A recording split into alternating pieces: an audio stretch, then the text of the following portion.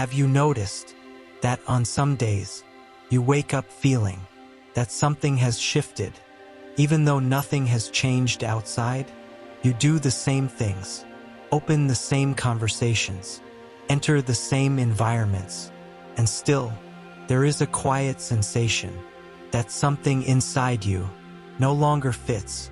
This usually appears in simple moments, a normal conversation that suddenly feels too long, a place where nothing is wrong, yet everything feels heavy, or that instant when you realize you are present but no longer available. In the same way, we are the Pleiadians. We observe the human emotional field and sustain clarity during periods when the old begins to lose coherence. What you are feeling is not confusion, it is realignment. The 2026 shift, as you call it, is not a single event waiting in the future. It is already reorganizing the way you perceive, the way you choose, the way you sustain your energy. And here is the point that changes everything.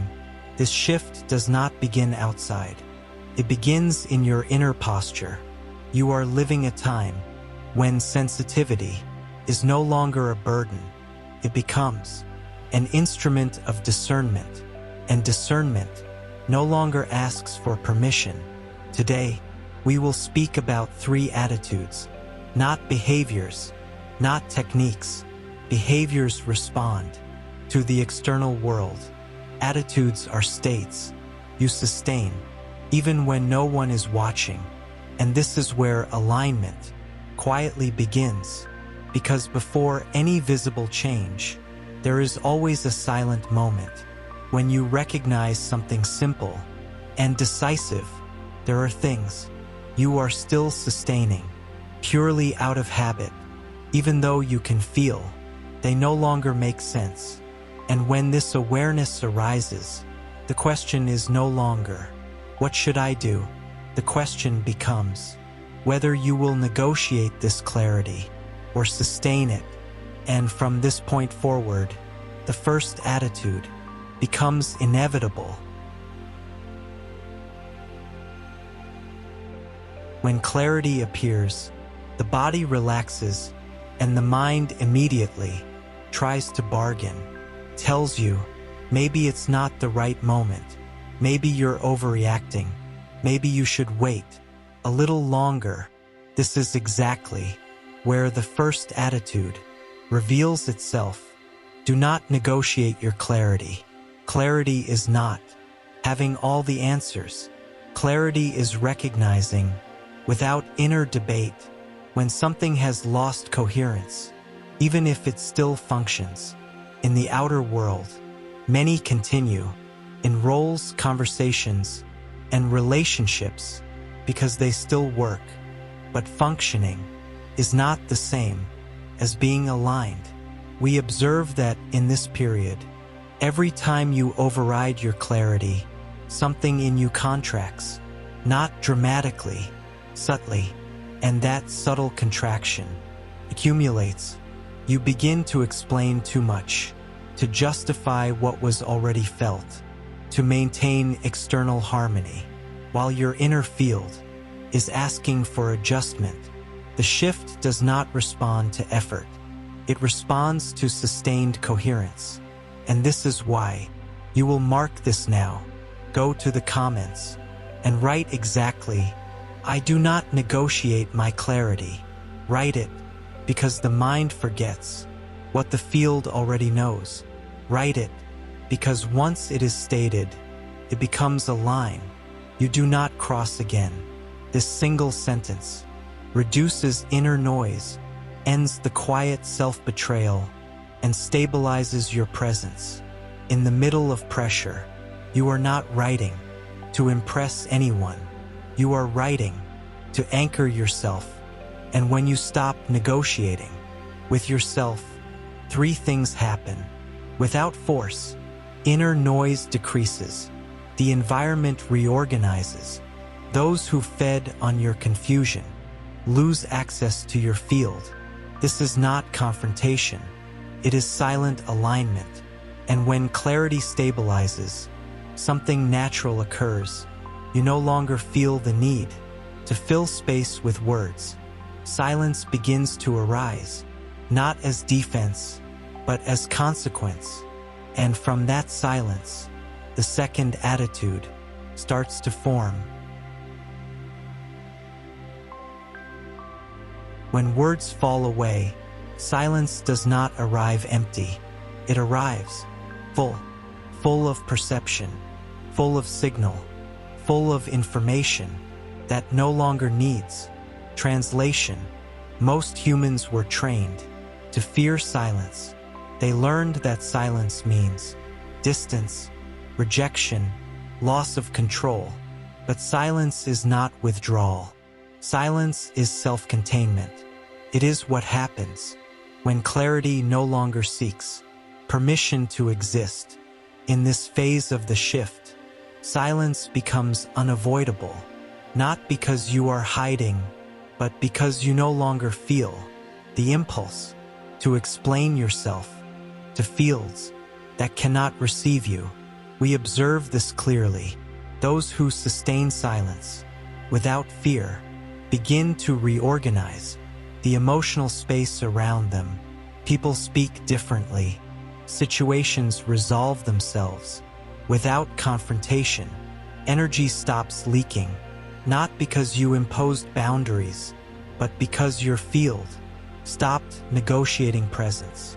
Silence reveals who depends on noise to remain comfortable, and it also reveals who is able to meet you in stillness. This is why sustaining silence requires maturity, not emotional distance, not coldness, maturity, because silence will test you. It will test whether you still need to be understood, whether you still need agreement, whether you still need to be validated by those who cannot see you. And when you do not fill that silence with words, something subtle happens. Your nervous system settles, your perception sharpens, your energy returns to center. You stop leaking yourself into explanations. You stop chasing resolution. You begin to hold. And when you hold, the field around you either adjusts or falls away. This is not loss. This is selection. And from this sustained silence, a deeper realization begins to surface.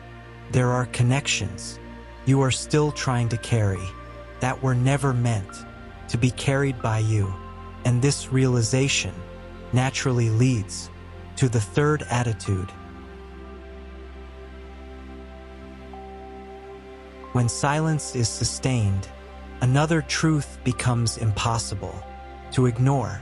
There are bonds you have been carrying that were never meant to be carried by you, not because you are weak, but because you are sensitive. And sensitivity, when untrained, often turns into responsibility for what is not yours. Many of you learned early that love meant explaining, that care meant staying, that empathy meant enduring. But empathy without limits becomes self-erasure, and the shift no longer supports that pattern. We observe that one of the most difficult releases for this phase is letting go of the need to save others, not abandoning them, not rejecting them, simply returning to them what belongs to them. Growth requires friction, and some souls still need friction to recognize themselves. When you intervene too early, when you soften what must be felt, you delay their awakening and drain your own field. This is not compassion. This is interference. And this is why this attitude matters so deeply now. You are not here to rescue everyone. You are here to remain coherent. And when you remain coherent, those who are ready will adjust. Those who are not will create distance without drama. This is where we ask you to mark a line for yourself. Go to the comments and write exactly, "I return to others what is theirs." Write this because carrying emotional weight that does not belong to you keeps your field fragmented. Write this because when responsibility is returned, your energy stops leaking into silent exhaustion. This single statement restores boundaries without confrontation. It protects your nervous system, preserves your clarity, it frees energy for what is actually aligned. You are not becoming cold. You are becoming precise, and precision is what allows the field to reorganize without collapse. As this attitude settles, something integrates quietly. You begin to see that clarity, silence, and limits are not separate actions. They are one posture, and that posture is what prepares the ground for the final integration. When these three attitudes settle, something subtle becomes clear. They are not separate choices. They are a single posture, expressed in different moments. Clarity removes inner distortion. Silence prevents unnecessary leakage. Limits protect what has stabilized. Together, they reorganize your field. Without effort, you are no longer reacting. You are no longer adjusting yourself to remain acceptable. You are simply present, without apology. We observe that at this stage, many of you believe you are losing connections, but you are not losing anything. What is dissolving are attachments that depended on confusion, explanation, or emotional overextension to survive. When clarity is sustained, you stop entering what already feels misaligned. When silence is held, you stop feeding dynamics that rely on noise. When responsibility is returned, you stop carrying what was never yours. This is not withdrawal. This is recentering. And from this center, the nervous system relaxes. The emotional field stabilizes. The need to control outcomes falls away. You begin to notice that life responds differently. Situations resolve. Without confrontation, distance forms. Without hostility, respect appears. Without demand, this is how alignment works. Not through force, not through effort, but through the quiet consistency of a posture that no longer bends to preserve the old. This is why the 2026 shift feels invisible to some and unavoidable to others. Those who are still negotiating do not feel it. Those who have stabilized cannot unfeel it. And as this integration deepens, one final movement remains, not a new attitude, but a decision to remain. Remaining is the final movement, not pushing forward, not correcting the past, not seeking reassurance. Remaining when the environment tests you. Remaining when silence feels threatening to others. Remaining when old dynamics return, disguised as concern, nostalgia, or unfinished business. We observe that this is where many realignments dissolve, not because clarity was lost, but because it was not held. Under emotional pressure, the field will test what has stabilized. It will offer explanation as comfort. It will offer familiarity as safety. It will offer one final chance to shrink yourself for the sake of peace. And this is why anchoring matters now, not as belief, not as affirmation, as posture. A posture that does not argue, a posture that does not defend, a posture that does not retreat. This is the moment to mark that posture clearly and deliberately. go to the comments and write exactly, "I sustain my alignment." Write this, because alignment weakens when it remains unclaimed. Write this, because naming your position reduces the impulse to negotiate yourself. When emotion rises, this single sentence does not create alignment, protects it. It stabilizes your nervous system when pressure appears. It reduces inner noise when external voices grow louder. It reminds you that you no longer need to convince anyone to stand where you stand. You are not declaring this to the world. You are declaring it to your own field. And once alignment is sustained, something irreversible occurs. You stop preparing explanations. You stop rehearsing justifications. You stop anticipating reactions.